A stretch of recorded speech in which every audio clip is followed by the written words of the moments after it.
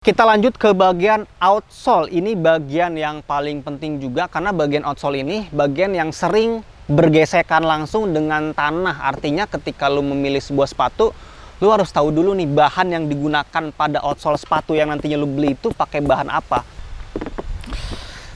Oh, hai. Selamat datang lagi di channel gue Bang IQ TV. Oke, sekarang saatnya gue rekomendasiin sepatu gunung. Karena di video kemarin terakhir tuh gue kebanyakan ngerekomendasiin carrier sama tenda nih, kebanyakan tenda gunung. Sekarang saatnya gue rekomendasiin sepatu gunung yang sebetulnya sepatu ini tuh pernah gue pakai berkali-kali. Kalau emang lu ngeh di beberapa video review gue, itu gue pakai produk ini. Ini adalah sepatu gunung dari Are Outdoor Gear serinya Endurus. Nah, ini sepatunya, bisa lo lihat di sini. Nah, ini sepatu Are yang termasuk paling baru juga karena gue dulu waktu jaga di toko seri ini belum ada nih. Jagoan gue dulu si Arizona sama Silverback, cuman ini yang lebih kaki atau apa brown untuk warnanya, dan ini mempunyai model yang berbeda juga. Ada beberapa kelebihan dari sepatu ini dan ada beberapa bisa dibilang kekurangan mungkin atau tidak nyaman bagi gue pribadi terhadap sepatu ini. Nanti akan gue sebutkan semua. Cuman di sini akan gua bahas dulu poin-poin penting ketika lu memilih sepatu gunung tuh apa aja sih. Jadi bisa lu lakukan nantinya ketika lu memilih sepatu gunung. Untuk harganya sendiri ini 799.000. Untuk size-nya 39 sampai dengan 44 yang disediakan oleh Are. Jadi untuk lo yang mempunyai kaki 38 buat cewek-cewek masih bisa pakai 39 karena biasanya dinaikin satu size. Setahu gua Are itu mempunyai dua kategori untuk sepatu ya, untuk sepatu gunung, apalagi dia tuh menjual sepatu-sepatu yang harganya 500 ribuan sampai 600 ribuan itu dengan kekuatan membran waterproofnya itu tidak terlalu baik. Artinya mudah tembus air. Untuk harga-harga yang 700.000 ke atas, yang kayak 699.000, 799.000, ya 700 ribuan lah, itu membran waterproofnya sangat-sangat baik dibandingkan yang 600.000 ke bawah untuk harganya ya. Jadi untuk lu yang mau memilih sepatu Are dengan membran waterproof yang baik, pilih aja yang 799.000 kayak gini atau yang 699 ke atas lah. Pokoknya 600.000 ke atas lah, jangan yang 600.000 ke bawah. Kalau kita bandingin, soalnya kalau kita bandingin lebih bagus yang 600.000 ke atas untuk membran waterproofnya.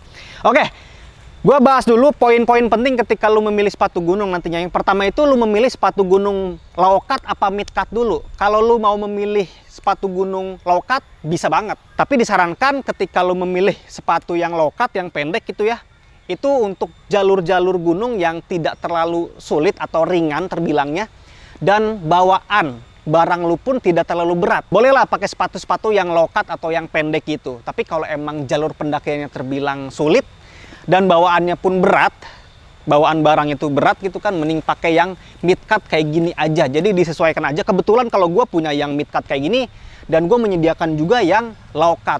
Pakai sepatu trail running juga bisa sebetulnya. Itu yang pertama. Terus yang berikutnya adalah yang selalu gue perhatiin dari sebuah sepatu ketika gue memilih sepatu adalah uppernya waterproof atau enggak, terus memakai bahan apa aja, terus bagian insole, bagian midsole, terus bagian outsole, terus bagian terakhir itu adalah rubber to bumper, yaitu perlindungan pada bagian jari-jari kita atau di sepatu bagian depannya. Kita bahas satu-satu itu dan kita compare nih bagaimana poin-poin yang tadi, apakah sudah ideal sepatu ini disediakan oleh Are Outdoor Gear. Kita bahas satu-satu nih. Tadi kan untuk klasifikasi low cut sama mid cut udah, terus kita ke lebih detail ke sepatunya.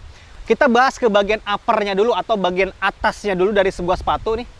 Jadi si sepatu Are ini, Are Endurus ini memakai bahan genuine leather with polyester membran mesh atau mesh membran. Jadi sepatu ini sebetulnya udah semi waterproof sebagaimana diklaim oleh si Are Outdoor Gear juga.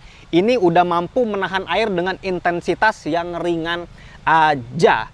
Cuman kalau dibandingin harga sepatu yang 500 ribuan ke bawah dari Are, 600 ribuan ke bawah dari Are, ini lebih bagus untuk ketahanan airnya. Bahan yang dipakai di sini menggunakan bahan genuine leather atau kulit asli. Oke, di sini jadi memakai kulit asli, bisa lo lihat aja tuh.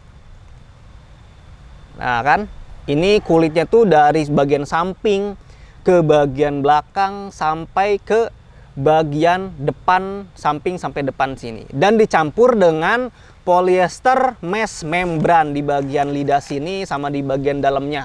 Kalau untuk membran nggak bisa kita lihat karena untuk lapisan ketahanan airnya ada di bagian dalamnya untuk si sepatu ini. Tadi kan udah gue sebutin, sepatu ini memakai genuine leather. Genuine leather itu adalah kulit asli, bener-bener asli. Cuman bukan yang terbaik nih, ada yang terbaik juga, yaitu yang pertama itu yang paling bagus itu sebetulnya full grain leather. Terus yang kedua itu ada top grain leather. Terus yang ketiga ada split grain leather. Terus yang keempat adalah genuine leather. Tapi bukan yang paling buruk ini. Ada yang paling jelek lagi, atau ya paling jelek lah di antara yang keempat ini adalah bounded leather. Jadi sebetulnya sepatu ini sudah mampu melindungi kita ketika di atas gunung. Artinya untuk ketahanan airnya, untuk awet jangka panjang, ini udah memenuhi persyaratan banget lah gitu kan. Artinya ketika lu nantinya memilih sepatu gunung yang mempunyai bahan full grain leather, pasti lebih mahal. Apalagi top grain leather lebih mahal juga, sama itu posisi kedua. Nah makanya untuk sepatu-sepatu yang standarnya tuh ya emang kayak gini, pakai genuine leather aja.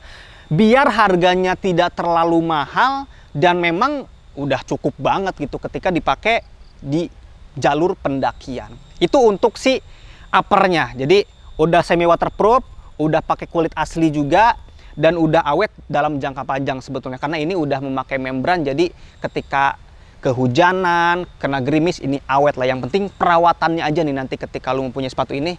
Ya cari-cari tahu aja perawatan yang benar itu kayak gimana. Kita lanjut ke bagian insole. Ya, tambahan untuk lo yang mempunyai sepatu ini nantinya nih, kalau emang mau niat beli sepatu ini, gua sarankan ketika lo memiliki sepatu ini, ketika naik gunung itu persiapan gaiter juga. Jadi percuma, sepatu ini kan udah mampu menahan air nih. Ketika lo tidak pakai gaiter, ketika hujan akan tetap tembus juga. Ketika ada tetesan air juga akan tetap tembus dari bagian atas. Disarankan ketika punya sepatu ini, beli gaiternya juga. Itu aja. Terus kita ke bagian insole. Nah, bagian insole ini tuh bagian yang penting juga karena ini nantinya akan berpengaruh kepada kenyamanan lu ketika memilih sebuah sepatu. Jadi emang kalau gua sarankan itu beli sepatu ke toko itu lebih enak. Jadi lu bisa langsung nyoba sepatunya nyaman gak sih ketika berada di kaki lu. Karena setiap orang itu mempunyai karakter kaki yang beda-beda sebetulnya. Ada yang kakinya lebar, terus ada yang kakinya panjang ke depan. Untuk si sepatu ini mempunyai atau menyediakan bentuk sepatu itu bisa dipakai oleh kaki yang lebar dan bisa dipakai oleh kaki yang slim ya. Kaki gue itu termasuk kaki lebar, jadi nyaman juga. Di bagian kiri kanannya itu tidak terlalu sempit. Jadi tapi di bagian depannya masih ada ruang sebetulnya. Jadi untuk kaki-kaki yang slim itu atau lebih panjang ke depan ini masih bisa. Jadi perhatikan bentuk kaki kalian lalu disesuaikan dengan karakter sepatu itu. Jadi disesuaikan aja dengan bentuk sepatu yang akan lu pilih nantinya. Dan gua sarankan juga ketika lu memilih size dari sepatu gunung itu dilebihkan satu size dari ukuran yang biasanya lu pakai di sepatu harian lu atau sepatu sneaker lu. Jadi ketika lu memakai sepatu harian gitu kan, sepatu sekolah atau apapun itu, 41 misalnya nih, lu naikin satu size aja menjadi 42. Gua sepatu gunung selalu memilih 42, ini size 42, dan kalau sepatu sneaker biasa itu biasanya gua memakai size 41. Jadi disarankan untuk memilih satu size aja. Nantinya lu rasakan juga ketika di bagian dalam itu nyaman atau enggak, di bagian atasnya terlalu sempit atau enggak, ke pinggirnya sempit atau enggak. Bagi gua, di karakter kaki gua ini pas banget, ideal banget untuk bentuknya. Kaki gua lebar, di kiri kanannya itu di masing-masing sepatu ini tidak terlalu sempit, dan di depan itu masih ada ruang. Untuk apa nih dilebihkan satu size? Sebetulnya ketika lu memakai sepatu gunung yang pas nantinya nih, misalnya lu pakai 41 sepatu harian, terus sepatu gunung lu memakai 41 juga. Ketika lu pakai sepatu gunung ya akan tetap nyaman sebetulnya, cuman ketika naik aman nih, tapi ketika turun itu bener-bener disiksa banget. Jari-jari lu tuh bener-bener neken sehingga nantinya akan terjadi luka ke jari-jari lu juga. Jadi ini berhubungan dengan keamanan dan kenyamanannya juga, disarankan dilebihkan satu size aja untuk pemilihan sepatu gunung. Oke, itu untuk pemilihan size atau untuk berhubungan dengan insole. Insole yang ada di sepatu ini menurut gua pas dan nyaman di karakter kaki gua, dan enak juga lah untuk si inner yang dipakai di sini. Untuk insole-nya juga bener-bener empuk. Kita lihat nih bagian insole-nya.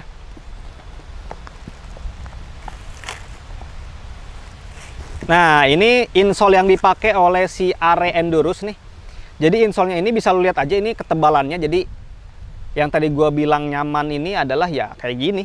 Dia termasuk memakai si insole yang bener-bener empuk dan tebal juga. Itu untuk insole dari sepatu Endurus ini. Kita lanjut ke bagian penting berikutnya adalah bagian midsole. Jadi bagian midsole ini berada antara insole dan outsole, jadi di tengah-tengah untuk menahan hentakan kaki kalian sebetulnya. Ketika lu melakukan pendakian itu kan kaki itu pasti terjadi hentakan-hentakan, plus lu membawa beban juga, beban yang lumayan berat juga dan berjam-jam juga nih. Kalau lu nantinya memilih sepatu, perhatikan bagian midsole-nya nih, biar bantalannya itu benar-benar enak di telapak kaki lu nantinya. Si Arai ini mempunyai midsole di bagian kaki bagian belakang lebih tebal nih, bisa lu lihat di sini. Di bagian sini lebih tebal. Oke, di bagian depan sini pun dikasih cuman lebih tipis. Jadi untuk si midsole-nya memang dipertebal di bagian belakang sini.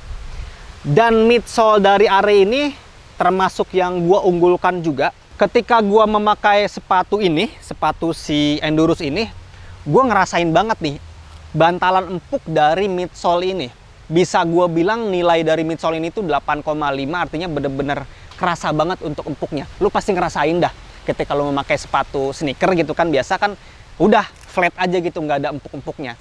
Dan ada beberapa sepatu gunung juga yang pernah gue rasain midsole-nya itu sebetulnya ya ada midsole-nya, cuman tidak terlalu kerasa untuk empuknya. Kalau sepatu Endurus ini, salah satu kelebihan yang gue pengen share ke lu adalah midsole yang empuk. Jadi kayak serasa ada pernya gitu ketika lu memakai sepatu ini. Apalagi lu coba untuk loncat-loncat, bantalannya itu emang benar-benar kerasa banget. Jadi salah satu yang enak dari sepatu ini adalah si midsole-nya itu. Jadi jangan diraguin lagi nih untuk si midsole-nya, udah ideal banget untuk si Endurus Arai Outdoor Gear ini. Itu untuk bagian midsole. Kita lanjut ke bagian outsole. Ini bagian yang paling penting juga, karena bagian outsole ini bagian yang sering bergesekan langsung dengan tanah. Artinya ketika lu memilih sebuah sepatu, lu harus tahu dulu nih bahan yang digunakan pada outsole sepatu yang nantinya lu beli itu pakai bahan apa. Gua sarankan sih ketika lu memilih sepatu gunung itu yang menggunakan outsole-nya itu menggunakan rubber dibandingkan pylon. Rubber itu keunggulannya awet, tahan lama dalam jangka panjang, dan yang paling penting adalah ketahanan terhadap abrasi itu lebih besar. Jadi lu kan pengen beli sepatu itu yang awet ya, yang awet dalam jangka panjang, ya minimal lu beli sepatu itu 3 tahun sekali lah sepatu gunung itu, atau 4 tahun sekali. Jadi pilih sepatu yang berbahan outsole-nya itu rubber, itu lebih awet dan kuat, dan tahanan terhadap abrasinya lebih besar. Kita lihat outsole yang Arai suguhkan di sini, ini memakai bahan rubber juga dan mempunyai grip system yang baik. Di sini terlihat dari gigi-gigi yang dipasang pada outsole ini yang menunjukkan memang ya pengen ngigit banget nih di tanah-tanah, di jalur pendakian atau di gunung-gunung di Indonesia. Gua pernah pakai sepatu ini ke salah satu gunung juga di Jawa Barat dan aman, artinya enggak licin, karena yang paling penting dari sebuah sepatu itu adalah anti slip. Nah, rubber pun anti slipnya itu benar-benar baik ya. Artinya ketika bergesekan terus dengan tanah itu enggak licin. Itu kan yang kita perlukan dari sepatu gunung sebetulnya. Apalagi pas posisi turun itu ya benar-benar harus nggak licin. Gimana sih, kalau licin itu kan akan tergelincir, lu membawa beban, itu akan mengakibatkan cedera juga. Terus yang terakhir yang akan gue bahas adalah rubber to bumper. Rubber to bumper ini posisinya ada di mana, Bang? Posisinya itu ada di bagian depan dari sebuah sepatu. Ini sepatu Arai sudah mempunyai rubber to bumper, yaitu di bagian depan sini. Jadi ketika lu nantinya punya sepatu ini, bagian sini tidak bisa ditekan, artinya di sini keras banget. Fungsinya memang untuk melindungi jari-jari kalian nantinya ketika lu menendang bebatuan atau barang-barang keras lainnya, akan terlindungi untuk jari-jari depan lu di bagian sini. Jadi ini bagian yang penting juga. Selain tadi kita udah ngebahas kenyamanan, keamanan di bagian depan pun harus kita perhatikan. Jadi untuk si Arai ini sudah ideal banget dari sebuah sepatu. Ya sebetulnya kalau kita nggak dengar sepatu Arai ya udah bagus lah, dia udah citranya udah bagus, artinya brandnya juga udah lama ya, artinya dia pasti membuat sepatu itu udah matang banget lah. Jadi dari bagian upper sepatu ini gue suka, dia mempunyai kulit asli genuine leather, walaupun bukan kulit terbaik. Kalau pakai kulit terbaik pakai full grain leather itu bakalan mahal, bakalan 1,5 sampai 2 juta. Ini udah cukup banget pakai kulit asli genuine leather. Terus di bagian insole-nya pun ini enak, Ini bisa dipakai oleh karakter kaki yang lebar dan yang slim juga. Terus di bagian midsole-nya ini yang salah satu paling gua unggulkan, bantalan empuk pada midsole ini benar-benar kerasa banget. Terus bagian outsole-nya ini udah memakai rubber anti slip juga, pakai sistem grip juga, artinya ini udah aman, gak licin. Pernah gue buktiin juga dan aman lah. Kalau kita ngomongin licin atau enggak, ini aman, jadi enggak licin ya. Kecuali lu nginjek lumpur atau nginjek lumut kayak gitu pasti licin ya. Terus yang terakhir adalah rubber to bumper, perlindungan kaki di bagian depan atau lebih tepatnya perlindungan jari-jari lu di bagian depan. Jadi sepatu area ini sebetulnya udah memenuhi persyaratan untuk melindungi kaki kalian di atas gunung. Gue sarankan kalau emang lu sekarang lagi nabung nih, pengen beli sepatu yang di bawah 500 ribuan, gue sarankan lu tambah aja dulu tabungannya, biar lu sekali beli tapi sepatunya aman gitu kan. Lu beli di harga-harga 700 ribu ke atas atau 600 ribu ke atas lah, biar sekalian yang lumayan bagus lah untuk sepatu yang lu pilih nantinya dan awet. Lu nggak perlu beli setahun sekali untuk sepatunya. Kalau emang lu membutuhkan sepatu middle yang mempunyai perlindungan di mata kaki, pilihlah si sepatu ini. Sepatu ini bisa jadi pilihan alternatif sebetulnya, dan harganya menurut gua standar, tidak terlalu mahal kalau lu bandingkan dengan brand yang lain. Mungkin brand Eiger itu udah di harga 1, ya, udah 1,1 mungkin, bahkan ada yang 1,2 gitu. Kalau ini Are masih masuk nih di kita di kelas-kelas yang memang pelajar juga masih masuk gitu kan. 799.000, harga yang menurut gua tidak terlalu mahal untuk sebuah sepatu gunung yang spesifikasinya udah ideal kayak gini. Oke, kalau emang lu pengen sepatu ini, kesimpulan dari gua, kelebihannya adalah si midsole-nya. Gue suka banget untuk midsole-nya. Terus di bagian upper-nya juga gue suka. Membran waterproof-nya juga gue suka. Gue pernah coba juga dan aman sebetulnya, asal pakai gaiter di bagian atas. Paling kekurangan dari gua tuh cuman sedikit aja sebetulnya di bagian midsole nih. Midsole ini gue anggap sebagai keunggulan di sini karena empuk banget. Cuman empuknya itu hanya di bagian belakang, di bagian depan itu lumayan agak tipis untuk di bagian depan sini nih. Betulnya. Kelihatan dari luar sih lumayan tebal, cuman kerasa di kaki itu beda jauh dibanding belakang. Jadi kontras banget di bagian belakang, empuk banget di bagian depan sini. Ya biasa aja gitu. Untuk tingkat bantalan empuk dari sepatu ini lebih empuk di bagian belakang, di bagian depannya tidak terlalu kerasa menurut gua. Itu aja sih menurut gua kekurangan sama kelebihannya. Kalau ngomongin waterproofnya udah aman, si Are-nya pun tidak mengklaim 100% waterproof, hanya semi waterproof aja. Untuk pilihan warnanya sih gua ngelihat di website itu ada warna olive sama ada warna kaki, warna kayak gini. Cuman gua cari gambarnya itu nggak ada untuk pilihan warnanya, tapi disediakannya ada 2 warna pokoknya. Lu langsung klik aja link yang udah gua cantumin di deskripsi video ini, itu langsung ke Are Official. Itu pasti harga retail mereka, jadi lu nantinya langsung belanja ke Are Officialnya. Udah gue cantumin lah linknya di deskripsi video ini, tinggal lu klik aja. Oke, kayaknya cukup. Nanti kalau emang gue ada waktu, gue pakai sepatu ini ke gunung mungkin untuk tes produk di gunung. Sementara ini untuk review produk aja dulu. Dari gue ini nilainya 8, bisa lu sikat aja dengan harga 799.000. Ini worth it banget. Oke, itu aja. Jangan lupa like sama share di video ini. Jangan lupa juga untuk subscribe. Thank you banget. Assalamualaikum warahmatullahi wabarakatuh.